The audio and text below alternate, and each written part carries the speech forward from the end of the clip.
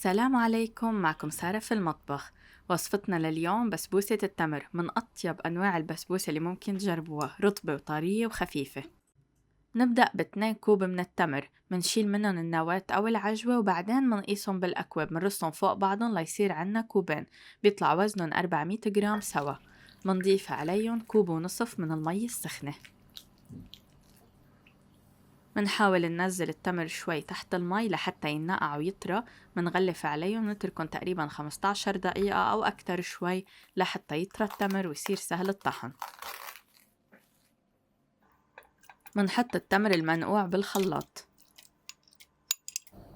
منضيف عليه 1.5 كوب من الحليب المحموس. منحمسه على المقلاية من دون أي دهون على نار خفيفة لحتى ياخد لون ذهبي. منضيف كمان 1 كوب من الزيت النباتي. علبة قشطة وزنها 170 جرام.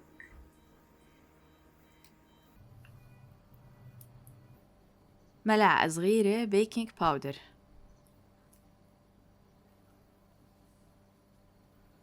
نص ملعقة صغيرة هيل مطحون، اختيارية بس كتير بتعطي طعمة طيبة. ونصف ملعقة صغيرة من الملح حتى تقوي النكهة. فيكن تخلطون خلطة خفيفة بتسهلوا عليكم الخفق بعدين. بنخفقن لحتى يمتزجوا بشكل كامل. انتوا عم تخفقوا إذا حسيتوا القوام تقيل فيكن تكسروا بشوية مي سخنة عليهم من فوق بالخلاط، بيصير بينمزجوا بسهولة. هلأ بوعاء منحط 1.5 كوب من السميد، سميد وسط. منضيف عليه خليط التمر يلي عملناه بالخلاط، نكهته كتير كتير لذيذة بتطلع. منخلط من تحت لفوق لحتى تمتزج المكونات بشكل كامل. تأكدوا انه السميد ينخلط منيح، ما يكون في اشياء علقانة من تحت. القوام النهائي لازم يكون هيك ماسك على بعضه شوي، بس منه كتير تقيل ومنه كتير رخو. إذا حسيتوه رخو كتير بتقلوا بشوية سميد، وإذا حسيتوه كتير ناشف بتضيفوا شوية مي سخنة مش مغلية أكيد، وبتصيروا بتخلطوا لحتى تحصلوا على هيدا القوام. بيلزملنا صينية كبيرة. الكمية اللي عملتها أنا بالفيديو بتعملنا كمية كبيرة، فيكن تقسموا الكمية بالنص لصينية أصغر. هحطلكن القياسات بصندوق الوصف أسفل الفيديو. دهنتها بالطحينة وبصب عليها خليط البسبوسة وبوزعه بالتساوي. كتير حلوة هيدي الوصفة وهالمقادير إذا عندكن عزيمة، وإذا عندكن هيك العيلة مجتمعة بتعملكن كمية كبيرة ومثل ما شفتوا بجهد كتير قليل. هلا على فرن محمى على درجة حرارة 180 بالرف الوسط، النار من الأسفل لمدة 15 دقيقة تقريبا، وبعدين منحمر من فوق. للتسقية هلأ بيلزملنا علبة من الحليب المكثف المحلى. بدنا نكسرها بشوية حليب سائل لحتى تكون خفيفة. منضيف عليها شوية حليب سائل، ما أكتر من 1/4 كوب، يعني هيك عدة ملاعق بس لينكسر معنا القوام وما يطلع كتير تقيل. نخلطهم مع بعضهم منيح وهيك بيصيروا جاهزين للتسقية. وهيك البسبوسة طلعت من الفرن. أنا أجملا البسبوسة بحب حمرها من فوق لأنه بتعطي علكة بعدين بس تتسقى كتير بتطلع طيبة. فأنتوا فيكن تحمروا على الدرجة اللي أنتوا بتحبوها.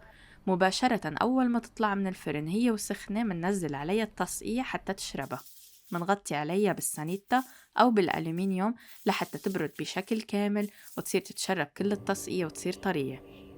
بعد ما بردت بشكل كامل بقطعها وبزينها حسب الرغبة. فيكن تقدموها مثل ما هي، وفيكن تحطوا شوية لوز مطحون وفستق مطحون مثل ما أنا حطيت.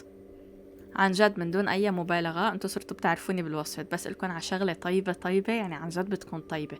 هالوصفة كتير طلعت لذيذة، وأخدتها معي على قعدة الكل انبهر فيها، وبطعمتها كتير كانت طيبة ومميزة وعن جد بتبيض الوجه.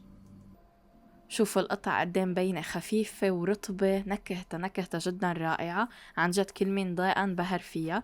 ميكس التمر مع الحليب المحموس، ما بعرف هالميكس شو بيعمل، كتير طيب طلع. والكمية ما شاء الله ممتازة، بتكفي العيلة وبتكفي العزيمة. أنا بنصحكم تعملوا هالكمية لأنه ما حتصدقوا كيف كل واحد حيضلوا يزيد قطعة وقطعتين وثلاثة، بيطلع ب4 قطع بسهولة. كتير كتير طلعت طيبة ومميزة. هالوصفة إن شاء الله كتير حتفيدكن بالفترة الجاية بالجمعات وبالأعداد والمناسبات. عندها طابع شرقي ونكهتها جدا رائعة.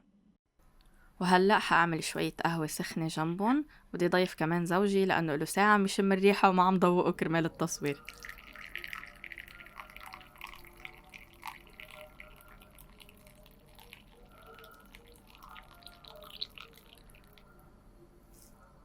تفضل. هيك منكون وصلنا لنهاية الفيديو اليوم. جربوها واعطوني رأيكم فيها، وأنا متأكدة إن شاء الله حتصير من أطيب أنواع البسبوسة عندكم، كتير مميزة ولذيذة. صحتين وهنا.